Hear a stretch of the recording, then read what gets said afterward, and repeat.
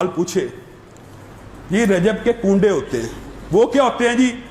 پوری ایک کہانی گڑی ہوئی ہے، امام جعفر صادق نے ایک فلانی کو کہا تھا اگر یہ کرو گی وغیرہ وغیرہ۔ لوگوں یاد رکھو، رجب کا مہینہ حرمت کا مہینہ ضرور ہے، حرمت کے 4 مہینوں میں سے ایک ماہ ضرور ہے، اور حرمت کے مہینوں کے بارے میں صحیح روایات موجود ہے کہ ان میں عبادت کرنا دیگر مہینوں میں عبادت کرنے سے افضل ہے سوائے رمضان کے، اور ذی الحج ویسے ہی حرمت کا مہینہ ہے، اس کی پہلی 10 راتیں تمام مہینوں کے اندر عبادت کرنے سے بہتر ہوتی ہے، لیکن ان کے بعد حرمت کے مہینے عبادت کے لحاظ سے اچھے ہوتے ہیں۔ لیکن حقیقت بات پتہ کیا ہے؟ ایک کلیہ پہلے یہ یاد رکھ لیجئے کہ رجب کی فضیلت کے حوالے سے جتنی باتیں نبی کریم صلی اللہ علیہ وسلم کے ساتھ منسوب کی گئی ہیں سب جھوٹی ہیں، سب غلط ہیں، سب من گڑت ہیں، سب نبی کریم صلی اللہ علیہ وسلم کے اوپر بہتان باندھ رہے۔ شریعت کے اندر کسی چیز کو ایجاد کرنے کے لیے بدترین قسم یہ ہے کہ بندہ یہ بات کہ یہ کام نبی کریم صلی اللہ علیہ وسلم نے کہا تھا۔ بدترین جھوٹ کی قسم یہ ہے، بدترین وجہ عام جھوٹ بولتا ہے، اس کے ایفیکٹس ہو رہے ہیں، لیکن جو بندہ نبی پہ جھوٹ بولتا ہے اصل میں وہ کیا کر رہا ہوتا ہے؟ شریعت سازی کر رہا ہوتا ہے۔ نبی کا ہر قول شریعت ہوتا ہے، نبی کی ہر بات دین ہوتی ہے۔ اس لیے سب سے بڑا جھوٹ یہ ہے کہ کوئی بندہ اٹھے اور کہ نبی کریم نے یہ کہا اور انہوں نے وہ کہا نہ ہو، تو نبی کریم صلی اللہ علیہ وسلم نے کیا کہا؟ مجھ پہ 1 مرتبہ جھوٹ بولنے والا، میرے پہ 1 مرتبہ بہتان گڑنے والا، میرے نام کو استعمال کر کے شریعت کا دھوکہ دینے والا صرف 1 مرتبہ ہی کیوں نہ ہو، اس کو اپنا ٹھکانہ کہاں بنا لینا چاہیے؟ جہنم کی آگ میں۔ نبی کریم کے اوپر جھوٹ بولنا اتنا بڑا عذاب ہے۔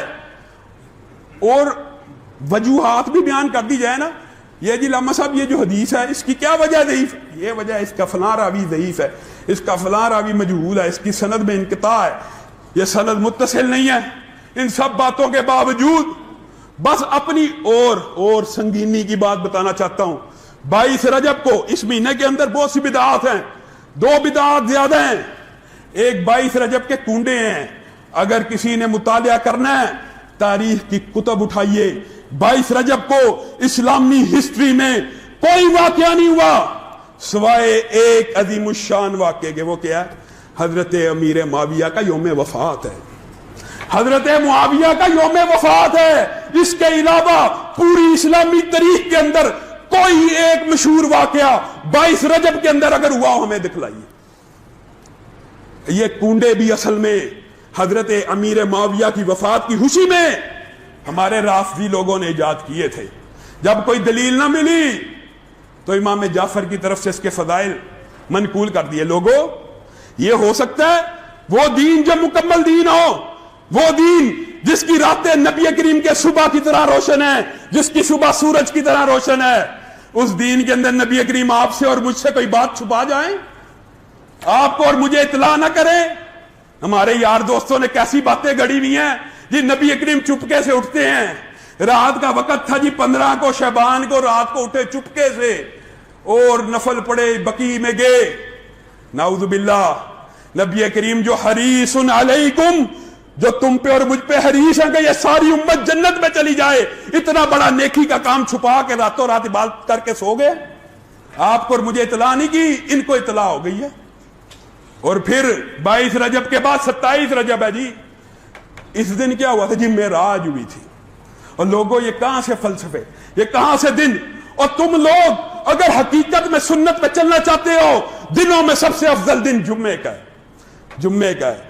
امام سے پہلے مسجد میں آ جاؤ، کوئی گفتگو نہ کرو، کوئی چھیڑخانی نہ کرو، خوشبو لگا کے آؤ، اپنے ساتھ گھر والوں کو لے کے آؤ، ہر قدم پہ 1 سال کے قیام اور 1 سال کے رمضان کا ثواب ہے۔ یہ نہیں لینا، یہ نہیں لینا جو صحیح سنت سے ثابت ہے۔ پیر اور جمعرات کا روزہ رکھنا وہ نہیں کرنا، جو رمضان سب سے افضل ہے، جو ذی الحج کے 10 دن ہیں ان میں عمل نہیں کرنا۔ جو بات من گڑت مولوی پیر نے بتا دی ہے 27 کو یہ عبادت کرو گے، نبی کریم معراج پہ گئے تھے، یہ ہوا تھا وہ ہوا تھا۔ پہلی بات تو یہ ہے کہ معراج کی تاریخ بھی ثابت نہیں ہے۔ بالفرض معراج کی تاریخ ثابت ہو تو اس کے بعد نبی کریم دنیا میں کتنی دیر زندہ رہے؟ 13 برس، 15 برس، اتنے برس زندہ رہے، انہوں نے تو 27 رجب کو مجھے اور آپ کو کوئی خاص عبادت نہیں بتلائی. آپ کو کہاں سے وحی آ گئی؟